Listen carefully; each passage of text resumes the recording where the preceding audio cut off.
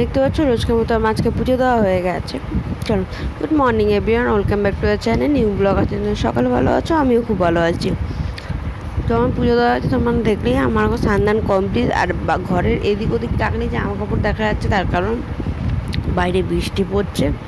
আজকে বাইরে হয়তো বৃষ্টি পড়ছে না, কিন্তু আমি যেহেতু বাড়িতে থাকবো না, সব জামা কাপড় বাইরে মিলে যেতে পারবো না, এই জন্য। আর এখানে চিকেন আর ভাত রয়েছে।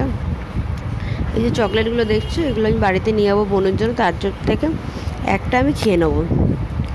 কারণ স্নান করার আগে আমি খাবার খেয়েছি। স্নান করে আমি খালি মুখে কখনো বেরাই না, মানে মুখে আমি কিছু একটা দিয়ে বেরাই। এটা আমার অভ্যেস, সব কিছুই বলতে হবে। আমি যতই তাড়াহুড়া থাকুক, আমি স্নান করে উঠে কিছু একটা মুখে দিয়ে যাবো। ইভেন যদি দেখি আমার ঘরে তৈরি করতে হবে খাবার, টাইম নেই, তাও আমি এক গাল ভাত হলেও খেয়ে যাই, এরকম আমি। আর এটা করা উচিত, না খেয়ে একদম মুখে স্নান করে না খেয়ে বেরানো উচিত না, একটু মুখে কিছু দেওয়া উচিত।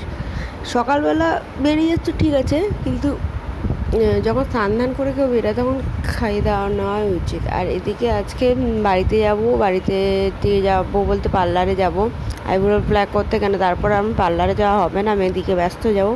এদিকে আমার 3 দিনতে নতুন শাড়ি কেনা আছে, ফলস কিছু করতে দেওয়া হয়নি।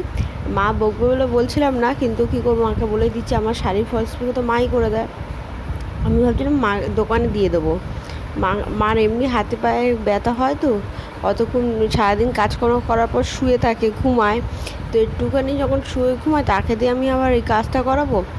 তারপর মাকে বললাম না, আমার তো দেওয়াই হচ্ছে না, মাকেই বলি।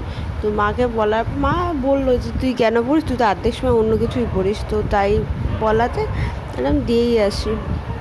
এদিকে দেখছো রেডি হয়ে গেছে। আমি ভেবেছিলাম get ready with me shoot করবো, কিন্তু বিশেষ করে পরিনি, তার কারণ আমি একই ড্রেসই পরেছি কালকে যেটা পরেছি।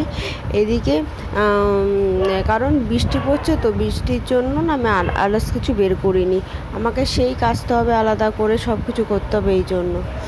আর এই লিপস্টিকটা আমি আজকে অনেক দিন পর পরছি সিরিয়াসলি। আগে যখনই বেড়ে পড়ে, আর এই গরমের চোটে না প্রচণ্ড বিরক্ত হয়েছিলাম। তারপরে তো বুঝতে পারছিলে আপস অ্যান্ড ডাউন চলছিলো, ওই জন্য। আপস অ্যান্ড ডাউন এখনও অবশ্যই আছে, সেটা এখনও কেটে ওঠেনি, আমি চাইছি তাতে কেটে উঠুন। তো বাড়িতে আমি তাদের বিকালবেলা বাড়িতে চলে এসেছি, জিনিসপত্র কেনা ছিল সেই সব কিছু কিনে নিয়ে চলে এলাম।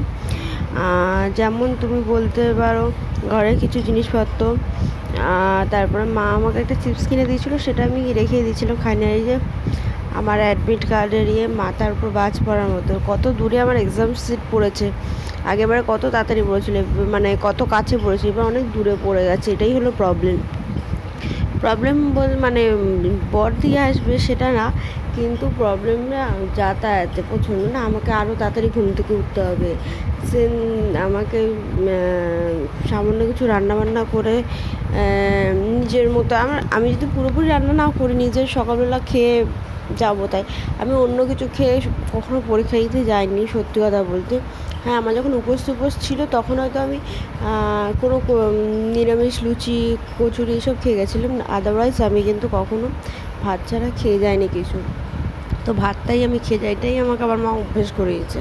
হ্যাঁ, আর আমি পেটও ভরা থাকে, মনও ভরা থাকে। তো চলো টাটা, বাই বাই, নেক্সট ব্লগে দেখা।